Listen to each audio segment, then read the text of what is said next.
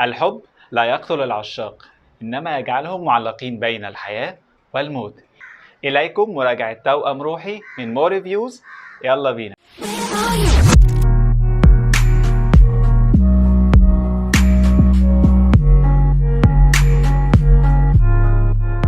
فيلم توأم روحي نزل في السينما المصرية يوم 19 أغسطس. مدة الفيلم هي 100 دقيقة، وتصنيف الفيلم رومانسي كوميدي أو لايت رومانس. الفيلم من بطولة حسن الرداد، أمينة خليل، عائشة بن أحمد، الراحلة الله يرحمها رجاء الجداوي، وفي ظهور خاص جدا لبيومي فؤاد والممثلة شمسية. خلينا أقول في الأول في البداية، أنا مش جاي هنا أحرق أحداث الفيلم، ولكني هناقش الأحداث اللي حصلت. الأحداث دي اللي بتعرض فكرة جديدة، واللي برضه بتعرض البروباجندا اللي حصلت حوالين الفيلم، اللي انا شايفها فعلا مبالغ فيها. ورأيي ده مش قاسي جدا، لكن ده مجرد رأي شخصي ونقد من وجهة نظري الشخصية. الفيلم ببساطة بيحكي عن قصة حب رومانسية بين حسن الرداد وأمينة خليل. بيحصل لهم مفاجأة في البداية، المفاجأة دي بتهد كل حاجة في حياتهم، ويبدأ إن هو يحاول يرجع لحياته القديمة لحد ما في نهاية الفيلم بيحصل برضه مفاجأة تانية، وفي الآخر بيبقى البطل مرضي. ولكن الطريقة والأحداث اتعالجت إزاي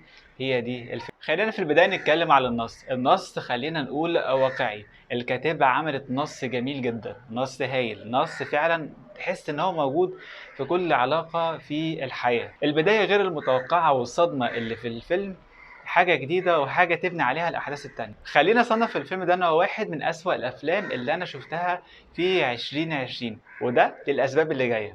خلينا نتكلم في النص والأحداث والسيناريو والتأليف. التأليف رائع جدا، السيناريو والأحداث حاجة جميلة وحاجة واقعية، ولكنها كانت غير مناسبة لأبطال الفيلم. التأليف والسيناريو والحوار كانت حاجة جميلة جدا وكان واقعي، ولكن الكتابة شيء والتنفيذ على أرض الواقع شيء تاني. البداية وشبكة الأحداث في الأول والحاجات إنها بتحصل بسرعة كانت سريعة جدا إنها تحصل، لدرجة إن أنا مش قادر أستوعبها أو ما خدتش الصدمة الصح. يعني أنا ما اتفاجئتش، أو هي صدمة بس أنا برضو ما حسيتش بالموضوع. سخافة التمثيل من الممثل واللي أنا بحبه غالبا، بس هو في الفيلم ده معرفش حصل له إيه، من حسن الرداد، كان مش لايق عليه الدور، وباين جدا إن هو بيتصنع، خصوصا إن الدور مركب وبيعمل أكتر من شخصية جوه الفيلم وأكتر من حاجة معينة. فكرة النص والعوالم الموازية دي فكرة موجودة في كذا نص تاني أو في كذا حتة تانية، تمام؟ يعني هي جاية من بره، مش إحنا اللي عاملينها، ولكن إن أنت توظفها بالطريقة دي ما حسستنيش إن أنا رايح في عالم عن التاني عن التالت. ببساطة خالص كده، البنت اللي هي المطلقة اللي طلعت في الفيلم وقالت أنا مطلقة وأنا صريحة، دول بيظبطونا مع بعض، ظهرت واختفت، ما سمعناش أنا حاجة بعد كده، أو ما عرفناش هي إيه لازمتها، طلعت جت أنت في الحقيقة ولا أنت بتحلم. رغم ان هي كان كل ما يروح لرجاء الجداوي بتبين ان هو بيحلم، ولكن نفسه ما كانش عارف يتقن الدور. يعني حسن الرداد من الاخر كده مش لايق على امينه خليل ومش لايق على عائشه بن احمد، رغم ان الاتنين ادوا ادوار كويسه.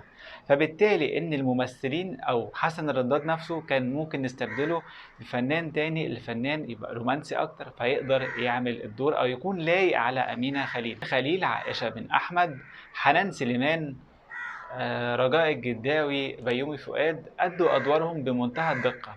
ولكني مع التحفظ، دول الراحلة رجاء الجداوي الله يرحمها، كان الأحسن إن هو تاخده مثلا سوسن بدر عايزة النفسية دي، أو دور الطبيب النفسي عايز حد شخصيته فيها عمق.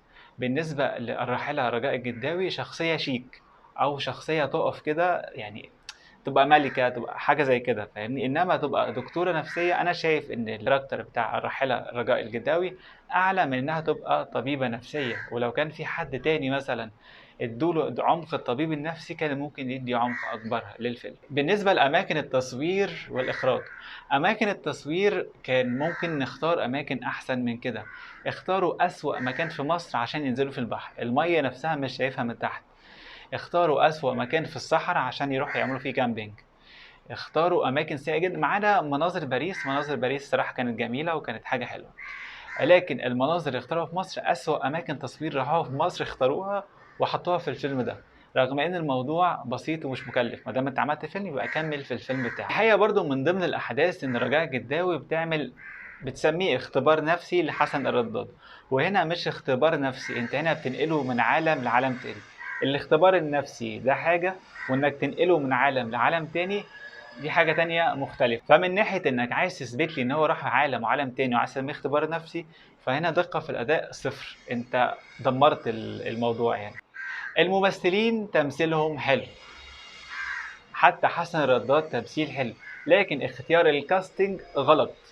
يعني ولا واحد لايق في الدور بتاعه، ولا واحد لايق على الدور بتاعه.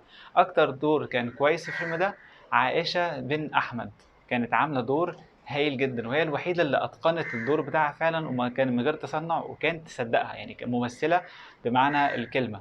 وده ما يعيبش التانيين، لكن هي الوحيدة اللي كانت محطوطة في الدور بتاعها بجد. خلينا في الموسيقى التصويرية يا جماعة، موسيقى تصويرية بتاعت توم وجيري.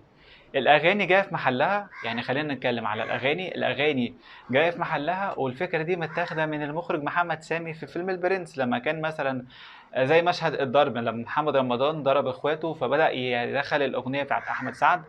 فالاغنيه لما دخلت هنا عملت شرحت المشهد واديته قوه. فهنا بالظبط اي منظر رومانسي بيحصل تطلع الاغنيه، فالاغنيه الاولى والثانيه الاغاني حلوه وادائهم حلو، وائل جسار غنى كويس جدا، فالاغاني نفسها كانت حلوه، لكن ده كان تقليد للي عمله المخرج محمد سامي في العمل الرائع البرنس. يجي بقى في لقطه تانية رومانسيه، تيجي النص مثلا بتحبني يا منى، اه بحبك يا احمد، تنتيري، بتحبني يا حسن، بحبك يا عائشه، تنتيريريريري. اللقطه دي موسيقى توم وجيري دي اللي كانت بتخش، انا فاكرها زمان في اللعبه اللي كانت نقعد نلفها كده وتقوم عامله الموسيقى. بالظبط هي دي الموسيقى، موسيقى قديمه جدا. مثلا مع كل مشهد شفتونا بنعمل رومانسي، عجبكم رومانسي حلو، الرومانسي اللي احنا بنعمله، الله شوف بص اتفرج عليا انا بعمل رومانسي.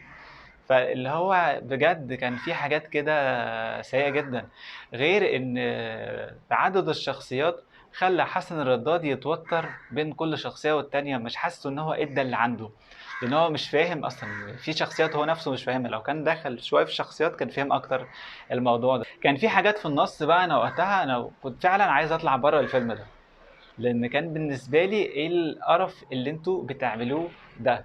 ده فيلم مقرف جدا اول ما شفت المشهدين دول، يعني حاجه صعبه جدا. يعني ايه مثلا تبدا في البدايه ايه ده انت هتشرب حشيش، طب قشطه ماشي انا عارفه.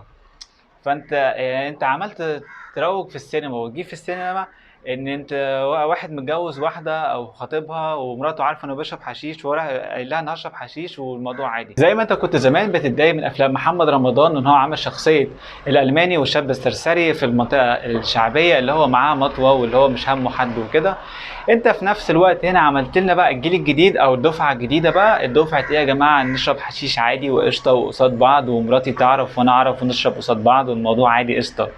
فهل هو ده التوجه الجديد بتاع سبكي ان هو يسوق السينما المصريه؟ انت بوظتها، بوظت اخلاق الناس، وبوظت محمد رمضان نفسه في بدايته، حتى خليته يطلع في تصريح قال لك انا بريء من الافلام القديمه دي وهبدا اعمل الافلام الجديده دي. فانت يا عم سبكي بهدلتنا خلاص، عايز تعمل ايه تاني؟ مش فاهم لك انا الصراحه. ده بالنسبة لموضوع الحشيش والمجاهرة بيه، وشوية الحوارات اللي في البداية السخيفة قليلة الأدب اللي ملهاش أي لازمة. يعني حطها في سياق الأحداث خلينا أصدقها يعني، حباية ومش حباية وهتخليني وهتعمل لي وتبقى في البحر وتنزل تحت مش عارف تعمل إيه. معرفش الحاجات دي عدت مراقبة ازاي يعني، بس يا جماعة انتوا بتعملوا افلام ركزوا في اللي انت بتعملوه، بطلوا قرف بقى، بطلوا ان انتوا تبوظوا المجتمع المصري وتدخلوا جواه افكار عشان خاطر تحقق وتبيع افلام. يا جماعة بقى كمية التنمر والسخافة اللي شفتها في الفيلم ده، والله انا في حقيقة كنت عايز اطلع بره الفيلم ده. ايه السخافة دي؟ المفروض ان في مشهد امينة خليل قاعدة فيه مع حسن الرداد، فقاعدين في الاسطبل، هي كانت الدكتورة بتاعت الحصان، فمش عارف بتتكلم ان الناس بتحب تقعد في الكومفورت زون، فجاي الراجل السايس اللي هو بيساعد يعني بيخدم على المكان يعني، فبيضحك. فحسن الرداد بقى بكل سخافة، إيه انت بتضحك ليه؟ ها انت عارف انجليش؟ انت بتتكلم انجليش زينا؟ انت بتضحك ليه؟ فاقول له يا باشا هي انت الكومبليزون ده الناس كلها بتستخدمه في الافراح، يعني فين الضحك والافيه؟ اضحك انا مثلا؟ بتتنمر على واحد مش عارف انجليش؟ لا لا لا، الكومفورت زون دي كذا والكومبليزون دي كذا يا راجل. يعني ايه كمية التنمر والسخافة اللي انت فيها دي اللي انت برضو بتعلمها للناس؟ ايه يا جماعة في ايه؟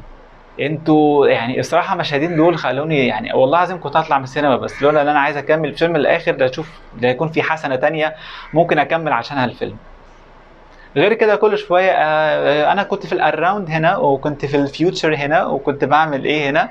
وبعدين برضو عشان يثبتوا ان هم في باريس، فيتكلموا فرنسي، بس هو مش باين اصلا الفرنسي بتاعكم اللي انتوا بتتكلموه بالاكسون ده، مش باين خالص. فبالتالي كان في كميه تنمر بقى، او بسم الله انتوا عارفين لغه جامدين قوي، مش عارف اقول لكم ايه الصراحه. يعني انا الصراحه انا ممكن يعني مع اولع في شعر راسي اللي هو وقع تقريبا عشان خاطر اتعلم اللي انتوا بتعملوه ده.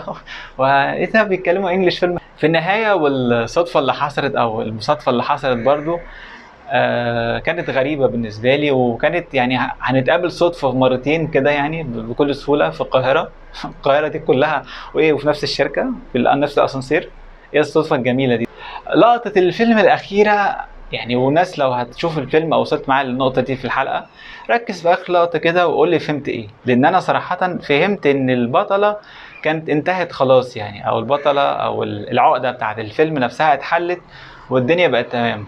فانها تظهر تاني دي ممكن حاجه سقطت مني الصراحه، وممكن حاجه محتاج حد تاني لو اخد باله منها يوضح لي، لان انا ليا فهم بالطريقه، بس ما مش عايز افتي الصراحه يعني، لان انا المخرج ليه وجهه نظر وموضحهاش. بس انا حقيقه يعني لو حد فاهم اخر لقطه دي، او حد عنده نظريه للموضوع، لان الموضوع مفهوم بس كنظريه، إيه اللي حصل في اخر الفيلم، مش عايز احرقه عليكم، يا ريت حد يوضح لي.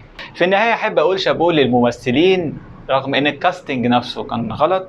حابب اقول شابوه للكاتبه، الكاتبه كانت عامله شغل عالي جدا جدا جدا. عندي بس استفسار للمخرج عثمان ابو لبن، ازاي عديت كل الهفوات دي من تحت ايدك؟